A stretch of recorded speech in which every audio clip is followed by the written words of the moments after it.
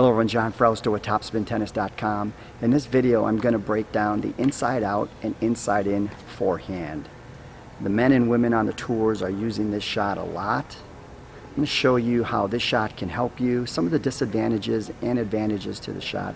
Hopefully it's going to help you have some success. Enjoy the video.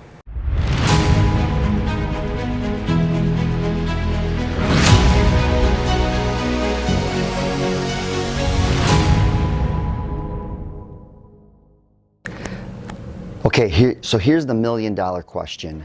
Why are the pros choosing to run around their backhand, get themselves out of position, become vulnerable, and open up the other side of the court? Why are they deciding to run around their backhand and hit a forehand? And the reason is simple. They are hitting their strength. They're able to hit it, for the most part, anywhere from 10 to 15% harder than their backhand. And they're able to take their strength and go to their opponent's weakness. And that's when, if they're going inside out and they're playing a righty against a righty. It's that simple. That's why Federer, Nadal, Djokovic, you see all the great ones, they are choosing to run around their backhand and hit the forehand. Now, there was some thought back in the day by coaches telling players to not do this. You don't want to do that. You're putting yourself in a vulnerable position. Watch the video. I mean, it takes a lot of footwork. I mean, you really got to motor and use those legs, run around that backhand. And so it takes a lot of energy. They're saying, you know what, you're just expending way too much energy in a 3-set match, a 5-set match. It's just way too much. Well, what we're finding out is that because of the conditioning, the nutrition, these players are training year-round. They're very fit. They can do this all day.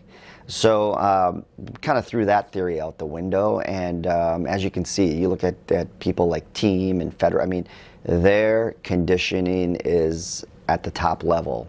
So yeah, let's. I'm a fan of running around the forehand. My backhand's not bad, but my forehand I feel is a little bit stronger. All right, let's look at the inside in forehand. So you've run around your backhand, you're in a position, you're ready to hurt your opponent down the line.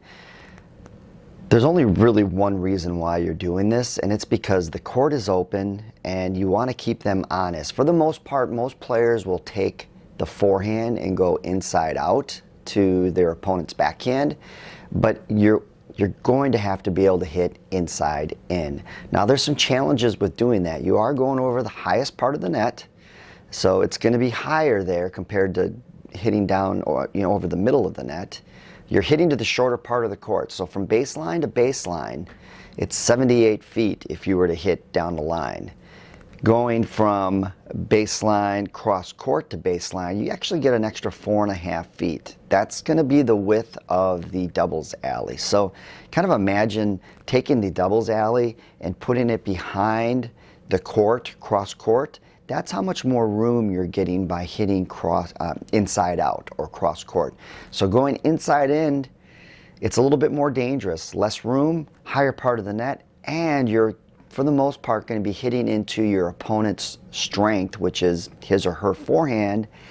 They can now angle that ball away from you and get you moving. So you got to really have a mentality, and this is the mentality I have going into a match. Like, if I'm going to go run around a backhand and hit a forehand inside in, be prepared to run, and run a lot. But you got to be able to hit that shot to keep them honest. Okay, let's look at the inside out forehand. This is the shot of choice. If you're a righty and you're playing a righty, you definitely want to hit this ball more often, even though they're probably going to camp out in that corner because they're not having to recover as much. I kind of look at it, I'm not necessarily trying to hit winners off this shot. I kind of think of it like a body blow in boxing, where I feel like after a few shots to that area, eventually I'm either going to get a short ball or I'm going to create an error or potentially a winner. So I have this mentality when I'm going inside out, I can keep going there. I'm going over the lower part of the net, the deepest part of the court. I'll actually maybe even put a little more height on the ball to get that ball to bounce and get above their strike zone to their backhand. So not only may it be their weaker side, but if I can get that ball up out of their zone, I'm hurting them even more. So my thought is keep going there, treat it like a body blow in boxing. Eventually I'm gonna get a short ball or an error, and then eventually win the point. One other advantage to the inside out forehand is if the ball's a little higher, I can actually go up and across and put some side spin on the ball and actually pull the ball and my opponent off the court even more. It's a challenge. You really can't do that off the forehand side. If it's higher, if you put a side spin on the ball, it's actually going to go outside the alley and come back in.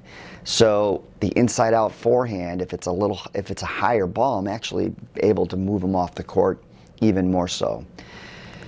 And here's the final reason that the inside out forehand in my mind is the shot of choice when running around the backhand. And that's because when I'm going inside out, I'm able to hold that ball a little longer, so I can let that racket kind of lag and hold back a little longer. And when I make contact, actually the racket is going to be in more of a perpendicular position compared to my arm, and I feel like I just have more leverage on the ball. So by doing that and keeping it laid back in that laid back position, I feel like I have more leverage, more power on my forehand, as opposed to the inside in where I've got to bring that racket head around the ball a little more. The inside out, that racket's laid back. I'm in more of a power position because of that. All right, I hope you enjoyed the video. Don't forget to leave some comments below. What'd you think of the video? Anything else you'd like to see in the future as regarding stroke production? Don't forget to hit that subscribe button and that like button, and the notification bell as well, so you get updates on future videos. Thanks for watching.